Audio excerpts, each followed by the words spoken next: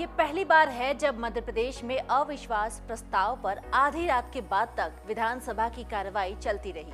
लेकिन इस बार की कार्रवाई में कांग्रेस की पूरी बटी हुई टीम दिखाई पड़ी है। राज्य में ये वाकई पहली बार देखने को मिला है। यहाँ तक कि कांग्रेस जब जब अविश्वास प्रस्ताव को लेकर आई है, तब तब जनादेश ने हर बार विश्वास में बदल दिया है। लेकिन ऐसा क्या हुआ कि अविश्वास प्रस्ताव पेश करने की टाइमिंग को लेकर कांग्रेस में सहमति ही नहीं बनी। सवाल ये भी उठता है कि अविश्वास प्रस्ताव को लेकर कांग्रेस के इस तरह से बंटने पर क्या शिवराज को नया कॉन्फिडेंस मिल गया है? कांग्रेस का फ्लोर मैनेजमेंट भी कोई ज्यादा प्रभावशाली नहीं दिखाई दिया।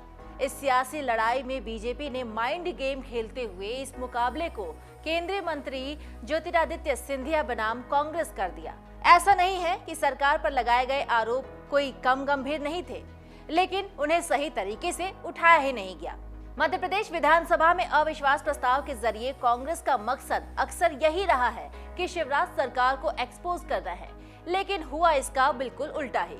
कांग्रेस की पूरी टीम बटी हुई दिखाई पड़ी और मध्य प्रदेश में ये पहली बार हुआ जब अविश्वास प्रस्ताव के मुद्दे पर आधी रात के बाद तक विधानसभा की कार्रवाई चलती रही और इस 16 घंटे की बहस के दौरान कमलनाथ 1 मिनट के लिए भी सदन में हाजिरी देने नहीं पहुंचे।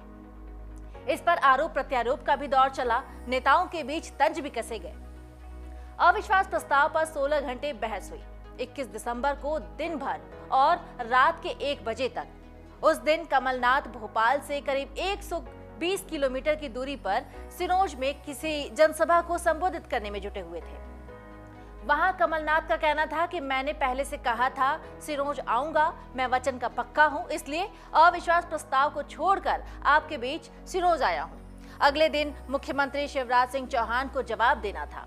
मुख्यमंत्री शिवराज सिंह चौहान जब अविश्वास प्रस्ताव के आरोपों का जवाब दे रहे थे, तब भी कमलनाथ सदन में नहीं थे, न ही उनके कोई नेता प्रतिपक्ष डॉक्टर गोविंद सिंह, जिस पर शिवराज ने अपने संबोधन में तंज भी कसा और कहा कि अविश्वास प्रस्ताव में चर्चा के दौरान कमलनाथ नहीं थे। क्या गोविंद सिंह सबकी सहमति से ये विश्वास प्रस्ताव लेकर आए हैं या अकेले लेकर आए हैं? कहा यह भी जा रहा है कि कमलनाथ चाहते थे कि प्रस्ताव अगले साल होने वाले विधानसभा चुनाव से ठीक पहले जुलाई-अगस्त 2023 के मानसून सत्र में लाया जाए। इसके पीछे तर्क ये भी था कि इसका फायदा चुनाव में ज्यादा मिल सकता है, जबकि नेता प्रतिपक्ष डॉक्टर गोविंद सिंह इसी सत्र में सरकार को घेरने के पक्ष में थे। तो क्या 2023 में आने वाले विधानसभा चुनाव को लेकर कांग्रेस की रणनीति पर असर पड़ सकता है? क्योंकि यहाँ कांग्रेस में गुटबाजी देखी गई है। राजनीति के जानकारों का ये मानना है कि मध्य प्रदेश में कमलनाथ ही कांग्रेस के सर्वे सर्वा हैं, लेकिन अविश्वास प्रस्ताव को लेकर जिस तरह से गुटबाजी दिखाई दी, उससे अगले साल होने वाले चुनाव की रणनीति पर असर पड़ता हुआ दिख रहा है। दरअसल प्रदेश अध्यक्ष कमलनाथ पिछले 6 महीने से चुनावी तैयारियों में लगे हुए हैं। वो ये भी ऐलान कर चुके हैं कि अधिकतर सीटों पर 6 महीने पहले ही उम्मीदवार घोषित कर दिए जाएंगे। लेकिन जिस तरीके से गुटबाजी सामने आई है, इसका असर टिकट बंटवारे पर दिख सकता है। वहीं कांग्रेस ये भी दावा कर रही है कि इस प्रस्ताव में शामिल किए जाने वाले मुद्दों की जानकारी सरकार को विधानसभा में पेश होने के 2 दिन पहले ही मिल गई थी और इस आधार पर बीजेपी ने जवाब देने की रणनीति भी बना ली थी। बीजेपी के एक मंत्री का कहना था कि प्रस्ताव के जरिए कांग्रेस ने जितने भी आरोप लगाए हैं वो इतने दमदार और तथ्यपरक नहीं थे कि सरकार के सामने कोई भी संकट आता। प्रस्ताव में जिस तरीके से आरोपों के पॉइंट दिखे गए, उसकी भाषा भी बताई जा रही थी, उसे किसी गैर राजनीतिक व्यक्ति ने ड्राफ्ट किया था। दूसरी तरफ कांग्रेस का ये कहना है कि ऐसा पहली बार हुआ है जब अविश्वास प्रस्ताव के मुद्दे तय करने और सरकार को घेरने के एक प्राइवेट एजेंसी की मदद ली गई। जो भी आरोप लगाए गए वो सब कभी न कभी मीडिया में प्रकाशित हो चुके हैं। प्रस्ताव में ऐसा भी एक आरोप नहीं दिखाई पड़ा जो नया हो। माहौल ऐसा बनाया गया था जैसे विपक्ष सरकार के विरुद्ध तथ्यों और प्रमाण के साथ साथ आरोपों की छड़ी लगा देगा। सदन के अंदर ही नहीं बल्कि बाहर भी कांग्रेस की फूट साफ देखी जा सकती थी।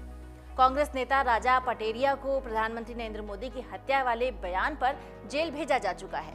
जब उन्होंने बयान दिया था तब नेता प्रतिपक्ष डॉक्टर गोविंद सिंह उनके बचाव में खड़े हो गए थे, लेकिन वहीं कमलनाथ ने इससे किनारा कर लिया था। राज्य में कांग्रेस के अंदर गुटबाजी की लहर ये कोई पहली बार नहीं है, बल्कि इससे पहले भी देखी जा चुकी है। ऐसी स्थिति भी देखने को मिली थी जब कांग्रेस के नेता फूट फूट कर रोए हुए और उस समय विधानसभा में फटे हुए हाल में दिखाई पड़े थे। और हमेशा बीजेपी के खिलाफ अविश्वास प्रस्ताव को लेकर कांग्रेस आई, लेकिन बीजेपी ने माइंड गेम चलकर बार बार इस अविश्वास को विश्वास में बदल दिया। डाउनलोड करें अमर उजाला ऐप और पाएं खबरें लगातार। अगर आप ये वीडियो YouTube पर देख रहे हैं तो हमारे चैनल को सब्सक्राइब करें और बेल आइकन को दबाना ना भूलें। अगर आप Facebook पर ये वीडियो देख रहे हैं तो हमारे पेज को लाइक करें।